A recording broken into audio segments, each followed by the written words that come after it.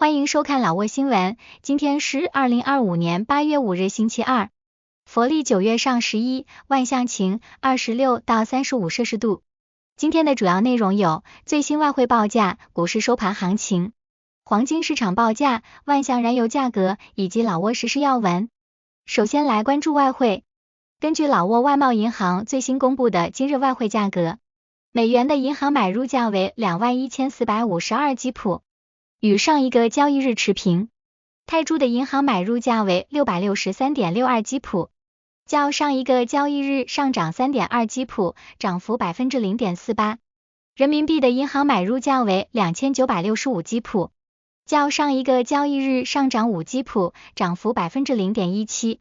再来关注股市行情，根据老挝证券交易所最新收盘报告显示，昨日老交所综合指数收于1454.05点，较上一个交易日上涨8.12点，涨幅0.56%。开盘1445.93点，最高1455.27点，最低1444.59点。成交量1066700股，成交金额341910500基普。成交量最高的股票是中老证券，收盘价150基普，交易量960500股，其次是外贸银行和老挝电力。成交额最高的股票是外贸银行，收盘价1820基普，交易额15242万2000基普，其次是中老证券和老挝电力。接着关注黄金价格，根据老挝 PV 黄金最新公布的价格，重量为1铢的黄金金条，每根售价是3640万基普，较上一次报价上涨9万基普，涨幅0.25%。然后关注今天的万象油价，今天万象10个加油站执行7月30日老挝工贸部公布的燃油价格，柴油每升19760基普，普通汽油每升23450基普，95号汽油每升27890基普。接下来一起关注时事要闻。1. 工贸部长访问老挝越南石油公司。近日，工贸部部长马来通贡马西率团访问了老挝越南石油公司，公司总经理裴友全向部长详细汇报了公司业务，强调了公司始终将国家能源安全和消费者利益放在首位的经营方针。会议期间，老挝越南石油公司提出了一项旨在提升燃油行业透明度和公平性的建议，实行燃油进口预缴关税制度。根据此建议，进口商需在每月初提前计算并缴纳当月关税，此举旨在确保政府公平征税，防止不正当竞争。部长高度赞赏老挝越南石油公司的这一创新建议，并承诺将支持有助于建立公平、透明和可持续发展的市场的措施。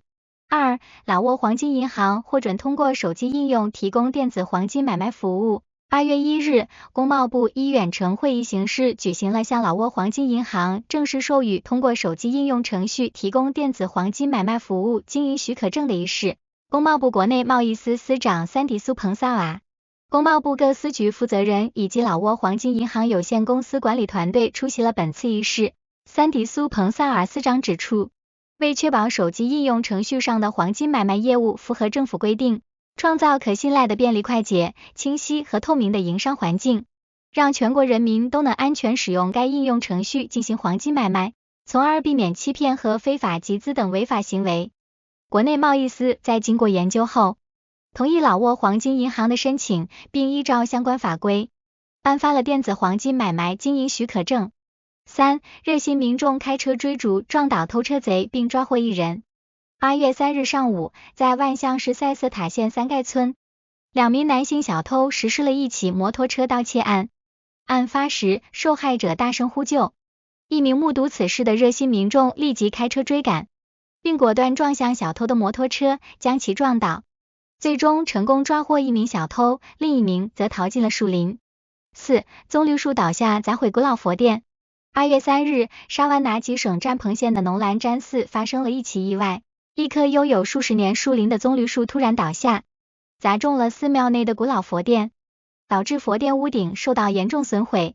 农兰詹寺是占蓬县当地村民以及众多佛教徒顶礼膜拜前来参观的寺庙，寺内拥有古老的佛殿和藏经阁，其中藏经阁保存着传承至今。拥有数百年历史的贝叶经。5. 乌多姆塞纳莫县警方突击扫黄，拘捕73人。据乌多姆塞省警察局于8月4日通报称，7月30日，纳莫县警方对辖区内不稳定区域、非法出入境人员、道路交通、毒品、盗窃、超市经营的餐饮店、卖淫以及其他社会弊端进行整治。行动中，警方处理了多起违规案件，其中包括查获一辆非法改装车辆、2瓶卡通液水、5名吸食电子烟者、1套纹身设备。此外，警方重点检查了20家暗藏卖淫服务的店铺，并对73名色情服务人员进行了教育。警方向他们进行了法律和道德宣讲，详细解释了卖淫活动的社会危害和法律后果。此外，警方也对他们进行了劝导，鼓励他们改过自新，寻找合法工作。此举旨在维护社会治安，帮助这些年轻女性回归正常生活。6. 乌托蓬县为青少年举办佛法培训班。8月4日，沙湾拿吉省乌托蓬县菩提亚兰斯为女性青少年举办了佛法培训班。乌托蓬县佛教联合会副主席宋迪素坦茂大师指出，当前社会纷乱源于人们缺乏道德，因此培训旨在帮助青少年了解世俗与佛法，引导他们辨别善恶，过上幸福平静的生活。他鼓励青少年们更多的亲近佛教，远离不雅之事、毒品和游戏等不良诱惑。本次培训吸引了大量青少年参加，首期女性班将持续至8月9日，第2期男性班将于8月17日至23日举行。培训内容丰富，涵盖佛法讲座、禅修诵经、佛陀生平理论等，旨在全面提升青少年的品德修养。7. 他曲县13号公路南段一卡车内发现无名死者。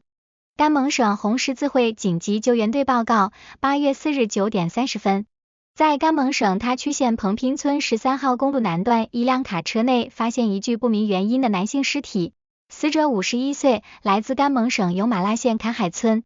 救援人员已将尸体移交家属处理，死因仍在调查中。8. 乌多姆塞省南本河坠车事故失踪者遗体被寻获。8月2日凌晨，一辆皮卡车在乌多姆塞省帕本县南本河失控坠河，车内2人，1人获救，1人失踪。事故发生后，乌多姆塞省红十字会紧急救援队和万象市小水塔水下搜救队立即展开搜寻工作。8月4日，失踪者遗体在距事发的约200米处被发现，搜救队已将其打捞上岸并移交家属。事故原因仍在调查中。以上就是今天的老挝新闻，欢迎点赞、评论和订阅，我们明天见。